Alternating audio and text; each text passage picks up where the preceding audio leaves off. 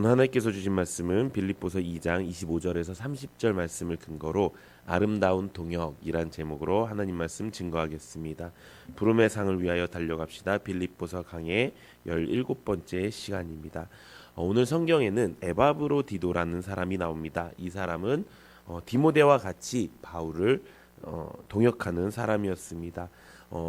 디모데의 역할은 그 바울 대신 그 수많은 교회들에 가서 그들을 살피고 또 그들에게 양육하는 모습이었다면은 이 에바브로디도는 보이지 않는 곳에서 바울이 개인적으로 이 사역을 하는데 필요한 모든 것들을 수족과 같이 여겨져서 그 바울이 하는 모든 일을 돕던 그런 동역자였습니다. 그래서 그 사람이 빌립보 교회에 있었는데 그 빌립보 교회 안에서 여러 가지 사역을 했던 사람이 바로 에바브로디도였습니다. 빌립보 교회에서 파견이 된 거죠. 그래서 빌립보 교회에서는 에바브로디도를 보내서 바울에게 헌금을 전하고 그 바울 곁에서 머물면서 그를 돕도록 했습니다. 그런데 그러다가 너무 열심히 한 나머지 그가 죽을 병에 걸리게 되었습니다. 그래서 그 병 때문에 근심을 하고 있었는데 하나님께서 그 죽을 병을 고쳐주셨고요. 그를 기다리고 있는 빌립보 교회 사람들에게 다시 글을 보내면서 이 안에서 얼마나 아름다운 동역이 필요한지에 대해서 나오는 말씀이 오늘 본문 말씀의 내용입니다. 그래서 오늘 말씀을 통해서 하나님이 우리 공동체 가운데 어떻게 하면 아름다운 동역이 또 얼마나 귀하고 또 얼마나 필요한 건지에 대해서 함께 말씀을 통해 알아가는 은혜가 있기를 소망합니다. 그렇다면 아름다운 동역은 어떤 동역일까요? 첫 번째는 바로 동역하는 사람들의 수고를 기억하고 진심으로 감사하고 높여주는 것이라는 것입니다. 에바브로디도는 자신의 목숨도 돌보지 않고 바울을 돕다가 병들어 죽을 뻔했습니다.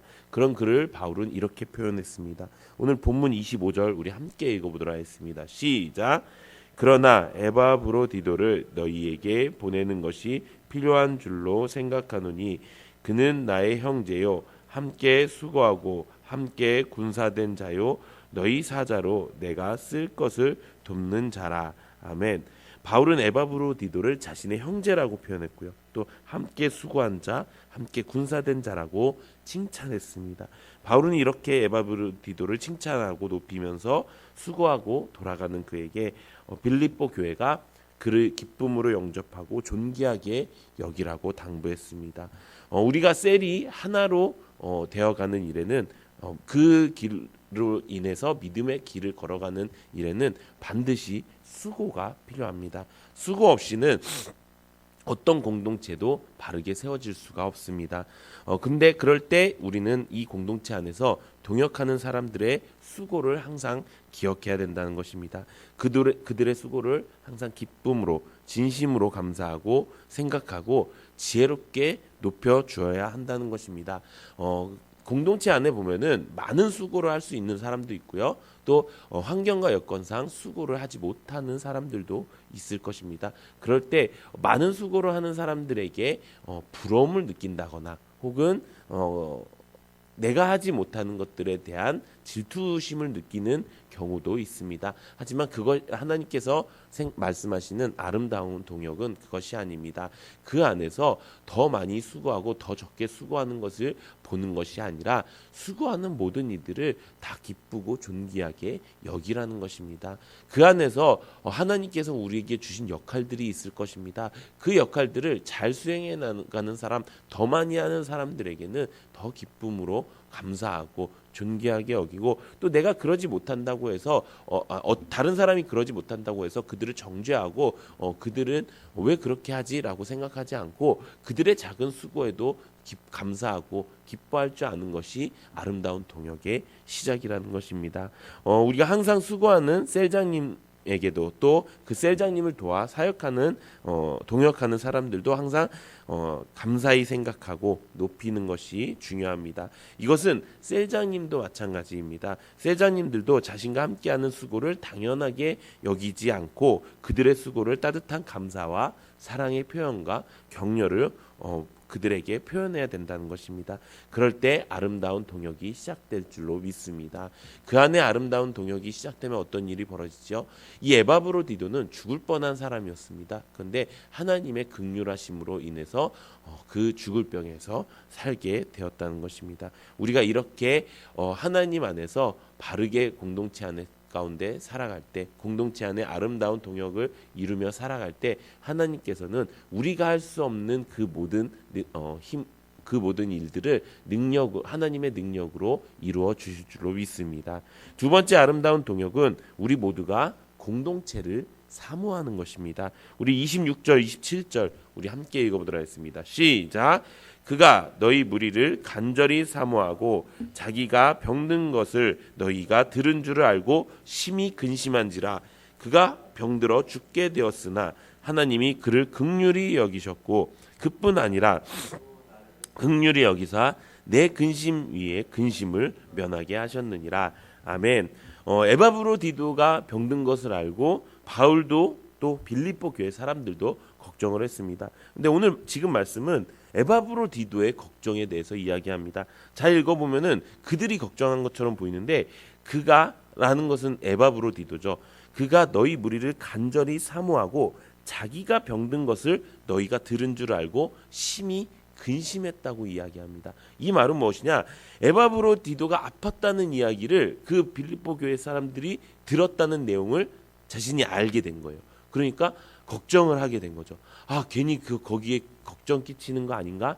내가 이 공동체를 내가 얼마나 사랑하고 그거 하는데 그들이 근심할 것을 내가 참을 수가 없다라고 생각하는 겁니다. 아니 누가 누구를 걱정합니까? 지금 아파갖고 죽을 것 같은 사람은 에바브로디도인데 죽었다가 거의 살아난 사람이 에바브로디도인데 그는 공동체가 걱정할 것을 걱정했다는 것입니다. 그만큼 공동체를 사모하는 사람이었습니다. 아름다운 동역이라는 것은 내가 공동체를 사모하고 사랑하는 사람이 되어야 된다는 것입니다. 그것이 그냥 감사하고 사랑합니다 이 정도가 아니라 내가 죽을 뻔한 것들이 다 잊혀지고 내가 이 소식 때문에 그들이 걱정할 것을 걱정할 수 있는 근심 위에 근심이 더해지는 그 모습을 가지는 것이 아름다운 동역이라는 것입니다. 신앙생활 우리가 혼자서 못한다는 건 이제 잘 알고 있습니다. 신앙생활을 하기 위해서는요 우리가 함께가 되어야 되고요.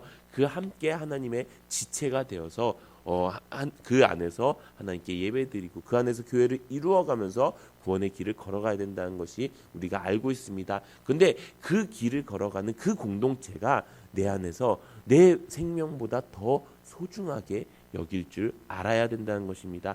그런 마음이 생겨날 때부터 그런 모습이 나에게 있을 때부터 그 안에서 아름다운 동역이 시작될 것이고요.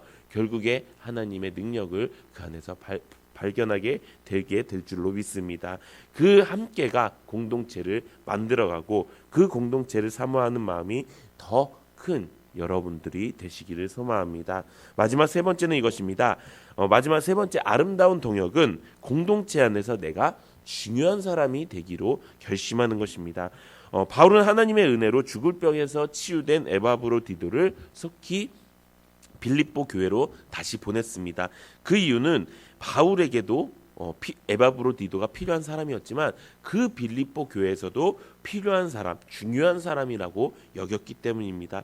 그렇기 때문에 바울은 그것을 알고 걱정하고 있는 빌립보 교회 성도들에게 다시 에바브로디도를 돌려보냈습니다. 그리고 바울은 그를 주 안에서 모든 기쁨으로 그를 영접하라고 말씀하고 있습니다. 우리 오늘 본문 28절, 29절 함께 읽어보도록 하겠습니다. 시작. 그러므로 내가 더욱 급히 그를 보낸 것은 너희로 그를 다시 보고 기뻐하게 하며 내 근심도 덜려 함이니라. 이러므로 너희가 주 안에서 모든 기쁨으로 그를 영접하고 또 이와 같은 자들을 존귀히 여기라. 아멘. 결국에 주 안에서 모든 기쁨으로 서로를 영접한다는 것은요, 모두가 우리 공동체 모두가 한 사람 한 사람이 그 안에서 중요한 사람이 되어야 된다는 것입니다. 우리가 배워서 알고 있습니다. 교회는요 유람선이 아닙니다. 교회는 구축함입니다. 그 말은 그것입니다. 이 공동체 안에 분명히 내가 해야 되는 일이 있다는 것입니다. 그것을 찾아서 내가 이 공동체 안에서 한 파트를 맡고 내가 이 공동체가 잘 굴러갈 수 있도록 내가 그 안에서 작은 톱니바퀴 하나 또 큰 톱니바퀴 나에게 주신 그 역할을 제대로 감당하는 것. 그래서 이 톱니바퀴 하나가 빠지면 공동체가 제대로 이루어가지 않아. 어떤 사람들은 이렇게 얘기합니다. 나 하나 안 한다고 티도 안 나. 라고 이야기합니다. 어떤 사람들은 저런 사람들이 중요한 사람인지 맨날 오고 뭐 이런 사람이 중요한 사람이지 나 하나 빠진다고 그렇게 큰 그 공동체가 무너지고 그러지 않아라고 생각합니다. 물론 그럴 수 있습니다. 사람에 따라서 할 수 있는 역량의 차이는 있을 수 있습니다. 하지만 그 사람이 빠지면은 이 공동체가 하나된 공동체, 바른 공동체가 되지 않는다는 것입니다. 그렇기 때문에 한 사람 한 사람이 내가 공동체 안에서 얼마나 중요한 사람인지에 대해서 알고 그 공동체 안에서 잘 뿌리내리고 성장하는 것이 중요하다는 것입니다. 그리고 그 안에서 주 안에서 모든 기쁨으로 서로를 영접해야 된다는 것입니다. 수많은 사람들이 많은 공동체를 이루며 세상은 살아갑니다. 그런데 그 공동체 가운데서 제대로 그 공동체가 만들어지는 방법은요, 이 한 사람 한 사람이 모여야 된다는 것입니다. 우리가 함께 모임으로 있어서 내가 그 안에서 아무런 도움이 되지 않는다고 생각하지 않고 하나님께서 분명히 이 안에서 나에게 주신 역할이 있을 거야. 그 역할을 잘 찾아내고 그 역할을 찾아냄으로써 한 사람 한 사람이 소중하고 그래서 주 안에서 굳건해지고 강건해지고 그 안에서 기쁨을 찾을 수 있는 것, 그것이 아름다운 동역의 공동체인 줄로 믿습니다. 결국 아름다운 동역은 이것입니다. 우리가 함께하는 수고를 사모하고요, 또 공동체를 사모하는 것이고요, 또 내가 중요하다는 것을 깨달은 그 공동체 안의 지체들을 사모하는 것입니다. 다 무엇입니까? 사랑하는 것입니다. 이 모든 것은요, 사랑하는 마음이 없으면요 가능하지가 않습니다. 내가 해야 되니까 하는 사역보다는 내가 사랑하니까, 내가 사모하니까 하는 사역이 되시기를 소망합니다. 이것이 아름다운 동역의 원동력인 줄로 믿습니다. 우리 사랑하는 성도 여러분, 이제 우리가 그렇게 공동체를 만들어가기 원합니다. 그렇게 공동체 안에서 내가 가지고 있는 그 모든 것들에 대해서 그리고 셀 안에서 수고하는 모든 사람들을 감사히 여기고 그들을 더욱더 사랑하고 또 우리의 공동체 자체를 너무나도 귀히 여기고 감사하면서 또 내가 이 안에서 할 수 있는 것이 무엇인지 찾고 그로 인해서 우리가 함께가 되는 그런 공동체를 만들어가는 성도님들 되시기를 예수님의 이름으로 축원합니다.